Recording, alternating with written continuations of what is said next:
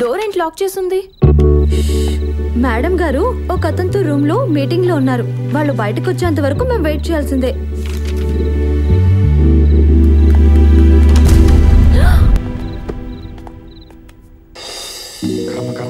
నీ గురించి నాకు తెలిసి తినేస్తున్నాడు. Okay sir. నీరజ ఎవరమ్మా? లోపలికి వెళ్ళండి. జాబ్ లో జాయిన్ అయ్యానే. Very happy. నీ సంగతి ఏంటి?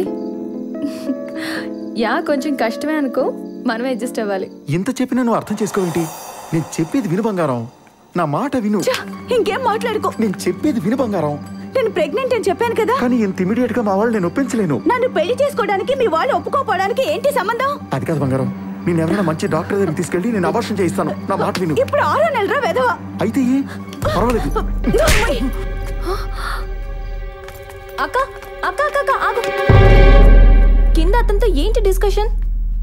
ఏం లేదు నీతు, ప్రేమించడానికి టైం ఉంది కానీ పెళ్లి చేసుకోవడానికి టైం లేదంట. ఇప్పుడు కుదరదంటున్నాడు. కానీ ఇప్పుడు నేను 6 months ప్రెగ్నెంట్, అందుకే పోరా అన్నాను. అక్క ఒకసారి డాక్టర్ని కలుద్దామా? వద్దు.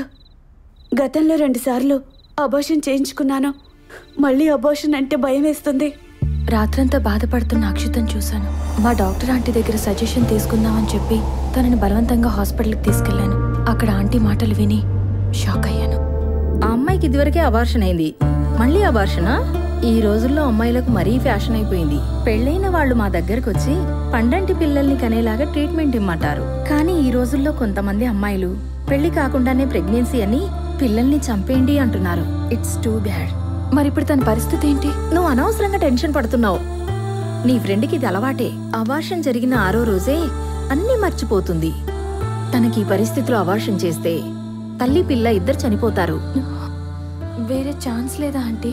ఇంపాసిబుల్. నీకు మంచి సలహా ఇవ్వనా? చెప్పండి ఆంటీ. ఆ అమ్మాయిని 3 నెలలు ఇక్కడే జాయిన్ చేయి. అబార్షన్ కోసమే ఉంచానని చెప్పు. డెలివరీ అవగానే ఆ అమ్మాయికి మనం నచ్చ చెప్పుదాం.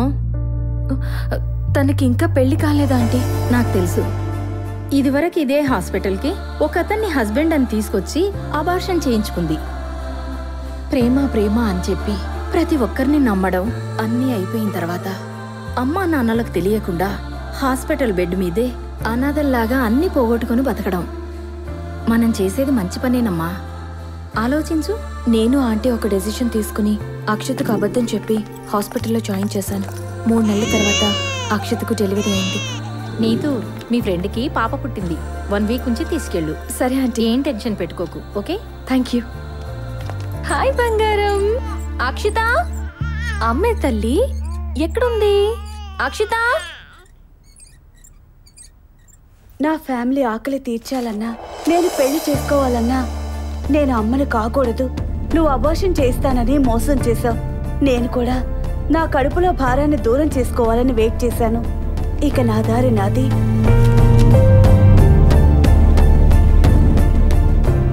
అమ్మాయి పాప తాలూకు వాళ్ళెవరు? నేనే. వెళ్ళి మెడిసిన్ తీసుకురండి.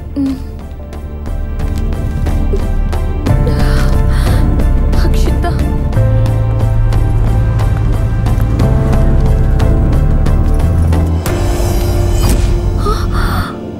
ఈ అమ్మాయి అడ్రస్ కోసం బ్యాగ్ అంతా ఎతికాం, ఏమీ దొరకలేదు. పాపం అనాథ అనుకుంటా. అంత సీన్ లేదు. ఇది ఎవరితో పడితే ఆడితో తిరిగేది. పెద్ద కేసురా బాబు. పెళ్లి కోసం పేగు బంధాన్ని వదిలి వెళ్ళిపోయింది అనుకున్నాను, కానీ ఈ ప్రపంచాన్ని వదిలి వెళ్ళిపోయిందని తెలిసి చాలా బాధపడ్డాను. 3 ముళ్ళు పడిన దగ్గర నుంచి మగపిల్లాడే పుట్టాలనుకునే ఈ మనుషుల మధ్య ఆడపిల్లని ఆదరించేవారు ఎవరుంటారు? అందుకని ఆ పిల్ల అనాథ కాకూడదని నేను తల్లినయ్యాను.